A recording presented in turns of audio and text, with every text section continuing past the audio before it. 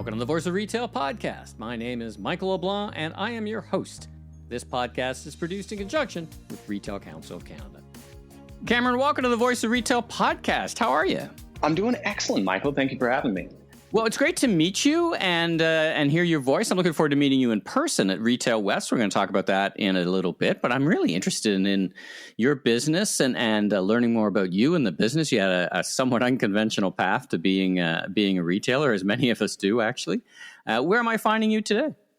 So in Vancouver, in our office in Gastown. Nice. We've been here a little bit over a year. It's been pretty great. But yeah, unconventional. I'll tell you a bit of it's a game of pinball, I think, of how I got here. So born and raised in Las Vegas, third generation casino owner operator family.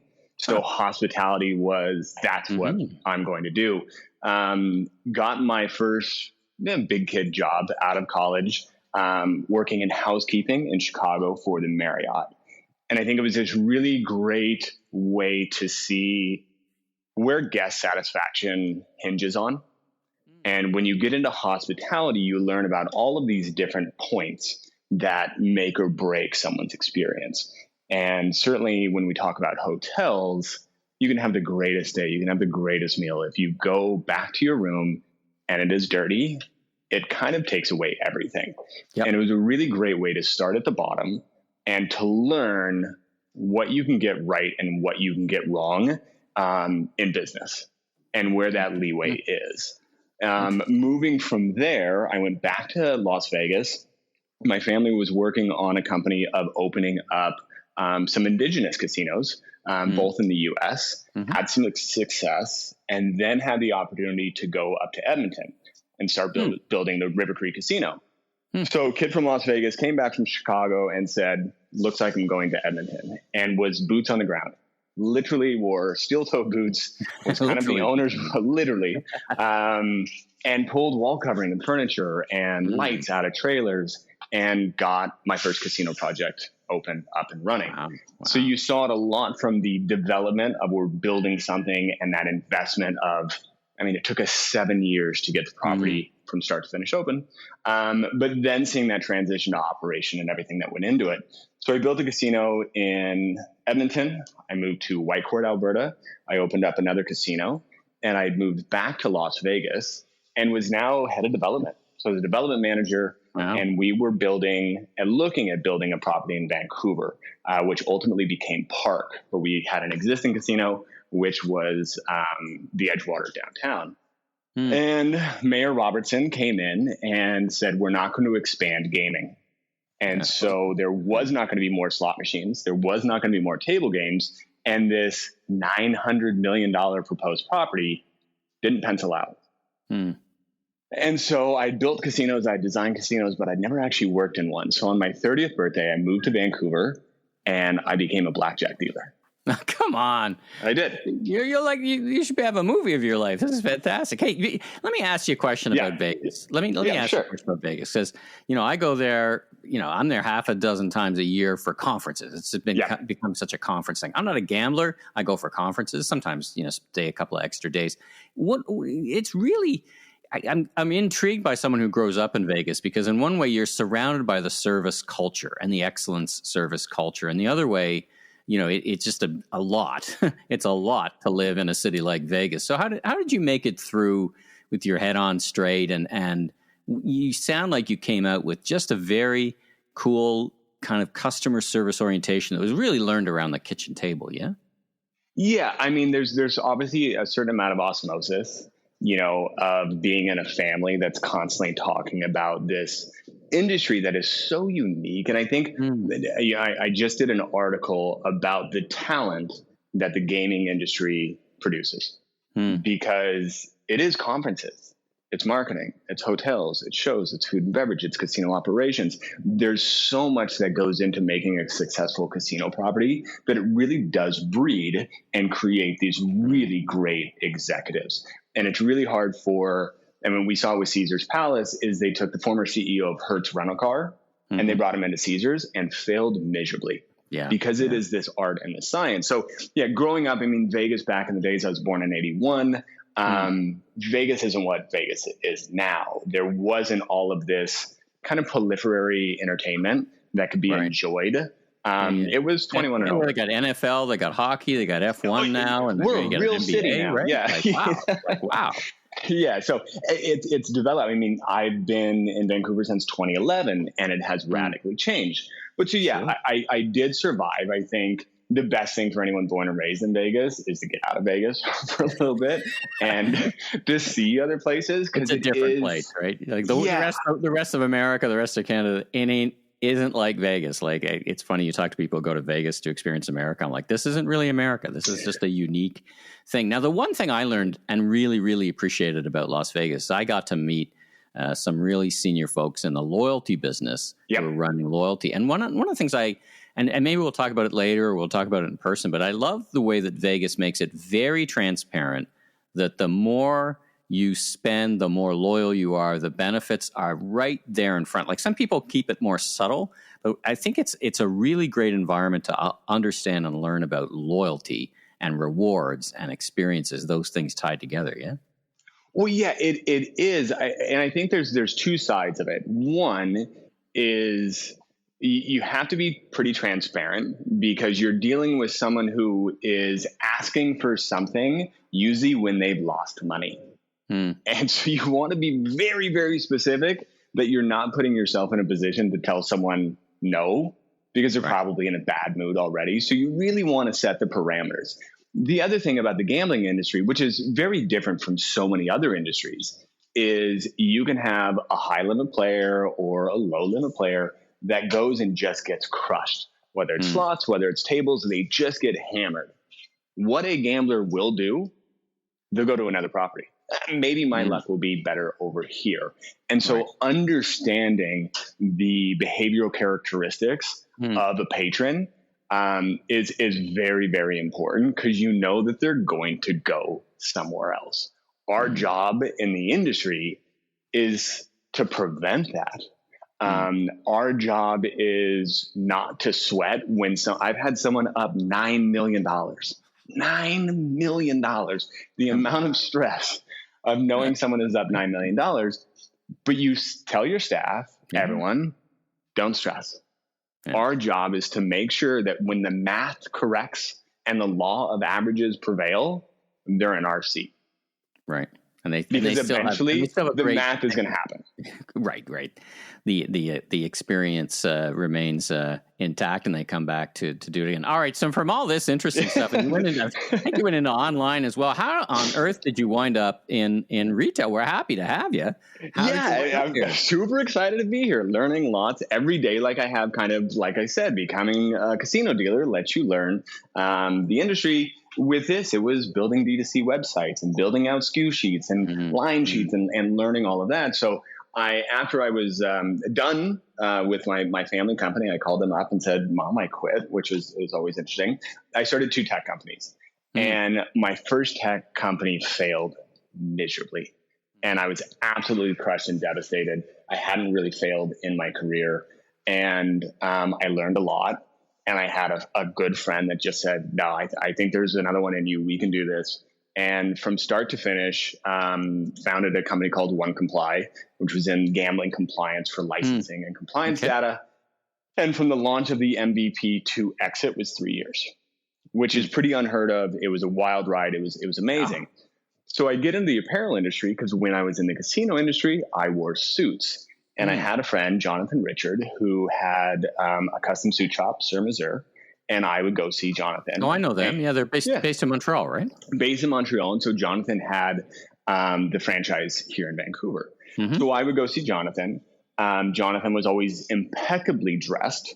And so I got all my suits from him. And so after my company was purchased, Jonathan had been working on what Champlain ultimately was going to become. And the first iteration was polo shirts, and kind of creating a subscription model with polo shirts. Every few months, you're going to get these polo shirts.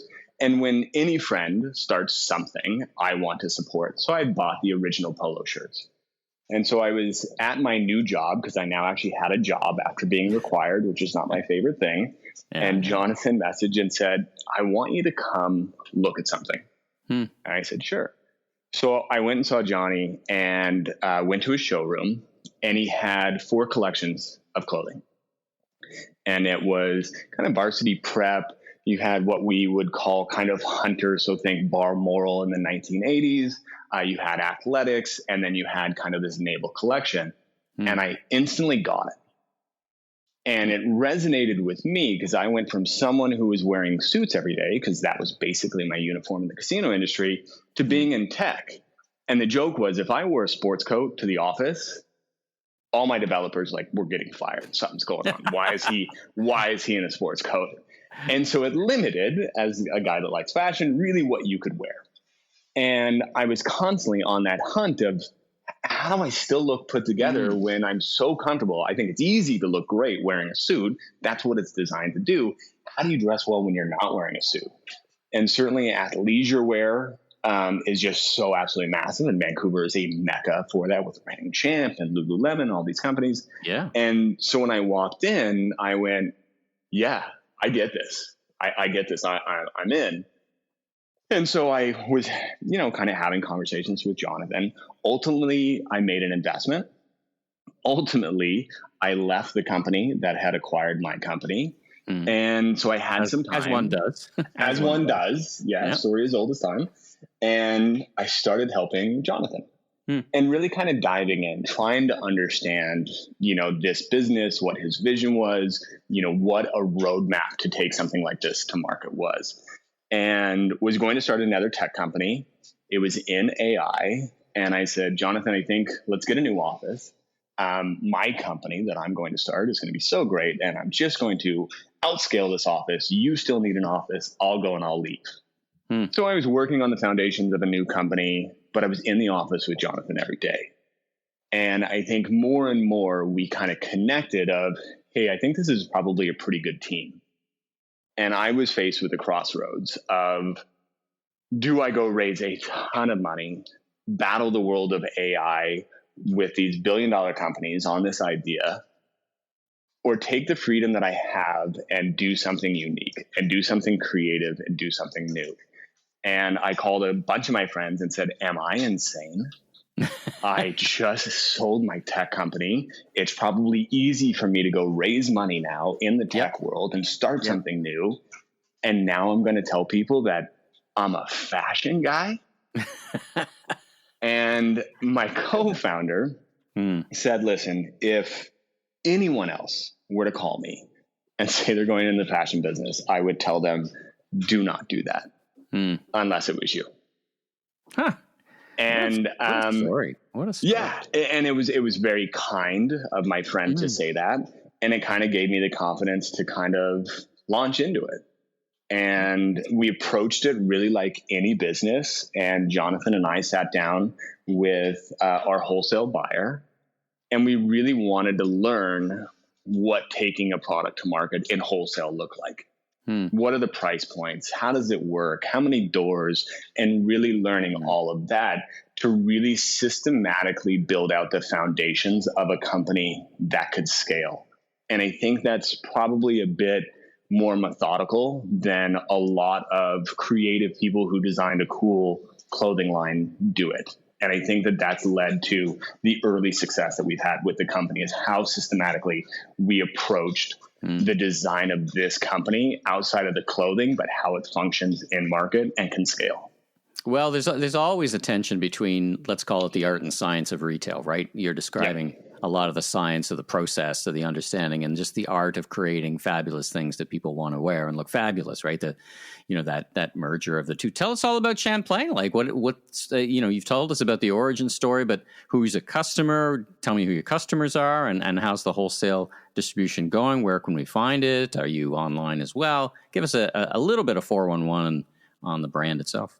Yeah, I mean, from an aesthetic standpoint, really what Jonathan has been so brilliant at was looking at these familiar pieces of apparel that have always been cool. And they've been cool for the last 60 or 70 years, but they got dusty. How do we bring back the proper aesthetic of these all-time classics? And so we think of something like a polo shirt A polo shirt right now is something that you play golf in, you mow your lawn in. It's a piece of attire. Originally, when created, it was proper. And it was created for almost one of the most proper games to be played. How do we bring that back? How do we take these really classic clothes that people are familiar with, so there's not a big gap of going, well, I wear a sweater now. Well, let's just put you in a better designed, better fitted, aesthetically pleasing sweater where you're naturally going to dress better, look better, wearing the same type of garments that you always have. And that was, one, the aesthetic choice that we wanted, but we also knew getting a customer to feel comfortable buying our clothes was going to be an easier leap. And that's really the basis of the entire collection. Spring was really heritage sport inspired, so that proper preppiness of varsity and athletics and tennis and golf, and putting them into just very versatile wearable clothes. Coming into the fall launch, which is about 2.5 weeks away, is Prince Charles 1980s Balmoral, really leaning into those fall colors and sweaters and shawl-collar cardigans, really just great stuff. When we looked at the demographic of who we were going after, we are at a price point that we would say is entry-level luxury.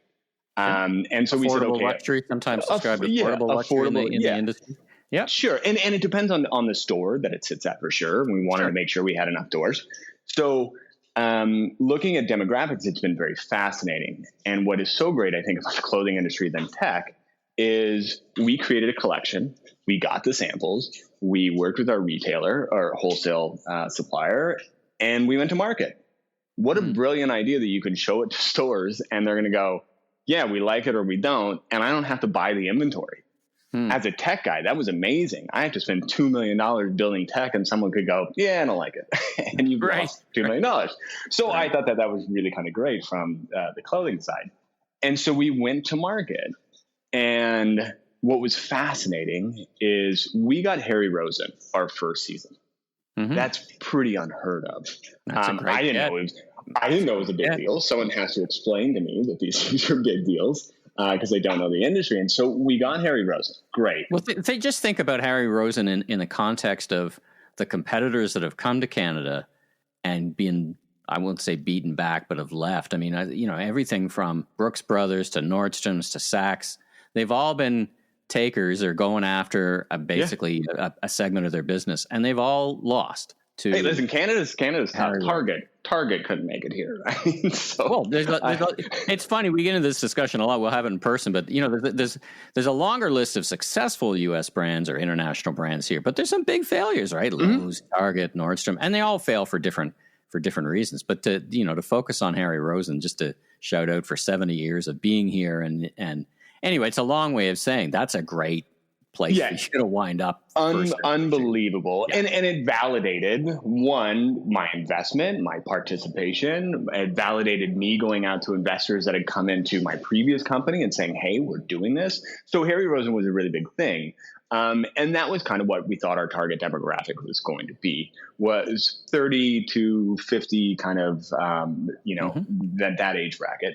But and they clearly saw, what's also interesting from a retail perspective is they clearly saw a gap in their assortment that you filled, right? Because, they obviously, as a great merchant, and we're going to get to what you're talking about on the stage a little bit of a sneak preview with the head merchant, Harry Rosen. They're looking to fill up an assortment, always have new and something fresh, but, it's just, there's not infinite amount of room on the shelves of a Harry Rosen store, let alone. No, and an interesting price point for Harry Rosen to go after as well. And we were on the fence of whether we would get someone like a Harry Rosen, because it's like we're the least expensive thing on the floor. Now that can either be a positive or it can be a negative. We didn't have enough education to really be able to hone in on what the percentage of that being good or bad was. But at the same time, we were getting urban stores in downtown Atlanta going, hey, we're into this. And it's like, okay, that's interesting. And so September 16th, of last year, we launched the D2C. And that was then going to be very interesting. Obviously, when you launch in a market like Vancouver that has a very great track record of amazing apparel companies, we were pretty confident of that launch. And then it's your brother and your sister and your mom and your dad that buy all your clothes because that's what happens and your friends do. And so that skews the data a little bit. But within the first 3 months, our second biggest market out of Vancouver was Brooklyn. Big Williamsburg crowd. The Williamsburg crowd. Yeah, there's a great retail there. Yeah, I mean. So then it's like, okay, well, we must be pretty cool if one of the coolest places in North America, Brooklyn, is buying our clothes. You know, we don't have the data points to really hone in on, hey, this is exactly the buyer. And I think that's a little bit different in how we're approaching this company, is that we're leaning into the successes. And the wholesale business has been such a success. And we were kind of fighting upstream on the D2C side of let's spend ads, let's do this, let's grow this. How much does Kith make a month? And you try to become something and force feed something, and you can throw a lot of money at that. And I think we reevaluated in spring.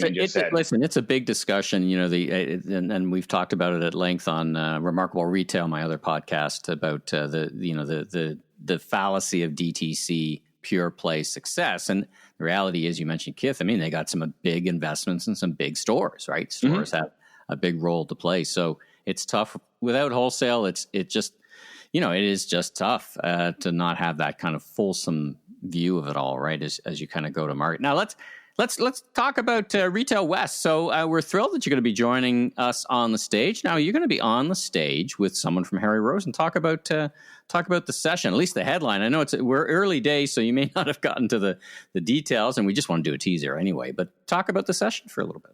Yeah, I mean, so speaking with Shannon Stewart, Chief Merchandising Officer for Harry Rosen, I've been put up against a real powerhouse. So this will certainly be a first time standing on stage, knowing I'm probably the least educated person in the room. But very, very excited.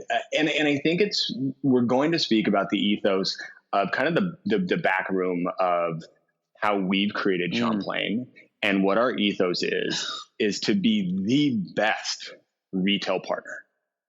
And I think that's kind of unique in we understand the power of retailers and their ability to be or not to be our storyteller. And we think of who is our customer, and Harry Rosen has their customers, and how do they engage with their customers for all of the brands, and for being a bricks and mortar operator and retailer. We have to look at it as a brand of saying, okay, well, obviously Harry Rosen is our customer. Are they more important as a customer or less important as the person who picks it up off the rack and is a Harry Rosen customer that buys our brand? And really understanding that. And so I think that conversation between myself and Shannon is about storytelling. It's about customer engagement. I think it's about loyalty. It's about rewards, and rewards come in so many different ways. But I think Harry Rosen has done an unbelievable job of rethinking engagement, rethinking rewards. And we want to do the same in rethinking how we engage with our customers at all levels.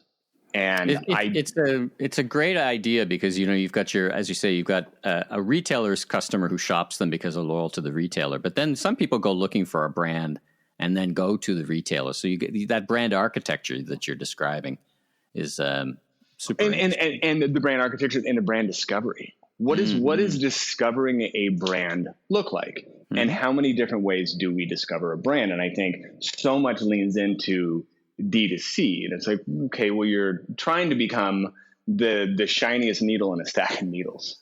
Yeah. And it's really hard. But working with Harry Rosen, who probably has the best frontline sales staff. Yeah. That's huge. How do we engage them? How do we get them to understand our story and understand it's a couple of guys in Gastown working their butt off with so much passion? How do we give them some of that passion? And how do they give that passion to that person who buys it, that when they're at a bar, they go to a restaurant, they go to a birthday party, and someone goes, great shirt, where'd you get it from? What do they say next? Right. And I think that is what we as a brand have to cultivate that passion with everyone at Harry Rosen. And I think we've done a good job at that. We need to continue to do a good job where the next thing out of someone's mouth is, oh my God, it's this really great company that does X. Yeah. They're from Vancouver. It's these two guys. Oh, how much of that story can we convey that then that next person is educated as well and wants to buy it, wants to follow the company, and wants to believe in the story of the brand. And there's so many amazing brands out there that have been big for so long, they don't need a story. Cartier doesn't need a story. Hugo Boss doesn't need a story. We need a story. And I think we approach that with such passion with our retail partners. And I think that's going to be a lot of that conversation of what is the relationship between brand and retailer. Well, all the great brands have a great story. I mean, it's often the case that you buy the story before you buy the brand, right? Or buy the product, right? So I think you got the architecture structure built right. So last question for you, and I know you're new to the industry, but you're learning quick, clearly. For your fellow brand and for your fellow brand advocates out there who might be listening to the pod or retailers, what's your one piece of advice that you've learned on how to work with retailers to achieve that magic of, my brand, your brand, 1 + 1 = 3, greater than the sum of the parts? What's the one thing you might mention that you've learned that you'd want to share? It's funny when you kind of emailed over this last question, so I could hopefully be prepared for it. You put magic math. And I just listened to the CEO of the first CEO of MTV, and he has a podcast called Math and Magic. And you have to have the math work in your company, and you have to have magic. And magic is usually your product or your engagement. And I think when it comes to working with retailers, even being very new to this, it kind of was proposed to me that it's adversarial. Oh, this is a really tough retailer to work with, or, oh, they're going to make you do this, or you got to have a buyback program. And it was kind of presented as almost these negative relationships. And luckily, I mean, call it I'm new or ignorance is bliss. I said, no, they're my customer. I want to have the greatest relationship with them. How do I do that? And that can be a bit of our magic of really wanting to be true partners and understand their business, understand the decisions that they make, because they are operating a business as well, just as we are. And the better your math is, the more opportunities you have to do creative things.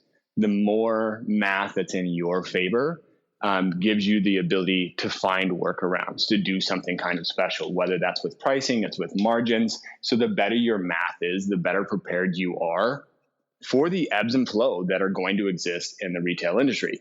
And I think that's it. You really have to look at going into a relationship with a retailer of saying, how do I be the best partner to them? Because they want to work with you. They want to do marketing programs. They want to talk about how great your brand is, and it makes your next sales season that much easier. But you have to educate them on your vision from top to bottom, because ultimately they are your conduit to the person who's going to wear your clothes. A real investment in that relationship. Listen, yes. Cameron, it's been a fantastic time to spend on the mic with you. I'll see you in person September 25th in the afternoon. I'll be there the whole day, of course, but September 25th in the great city of Vancouver. Looking forward to that. And thanks so much for joining me on the pod. It's great to hear your story, and congratulations on all your success, and I wish you much continued success. Amazing. I appreciate the opportunity, Michael, and I look forward to seeing you next month. Thanks for tuning into this episode of The Voice of Retail. If you haven't already, follow on your favorite podcast platform so new episodes will land automatically each week.